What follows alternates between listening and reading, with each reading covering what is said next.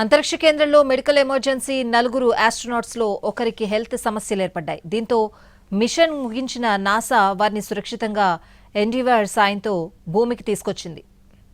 అంతరిక్ష కేంద్రంలో space walk కార్యక్రమాన్ని నిర్వహించాల్సిన నలుగురు వ్యోమగాముల్లో ఒకరికి మెడికల్ ఎమర్జెన్సీ తలెత్తింది. దీంతో ఆస్ట్రోనాట్స్ ఆరోగ్యాన్ని దృష్టిలో పెట్టుకున్న నాసా కార్యక్రమాన్ని ముందుగానే ముగించింది. అనారోగ్యానికి గురైన వ్యోమగామి సహా నలుగురు ఆస్ట్రోనాట్లతో కూడిన క్రూ-11 డ్రాగన్ వాహక నౌక ఎండివర్ అమెరికాలోని కాలిఫోర్నియా తీరంలోని సముద్ర జలాల్లో సురక్షితంగా దిగింది.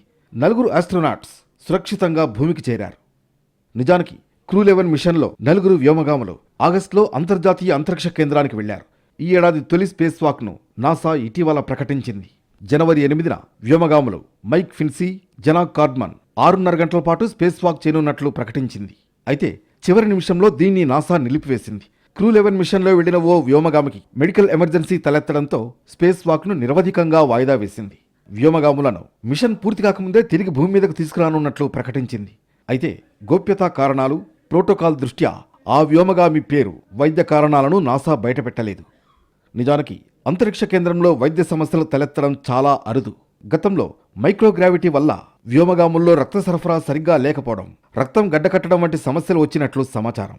అయితే ఆ కేసులను కూడా నాసా బయటకు వెల్లడించలేదు.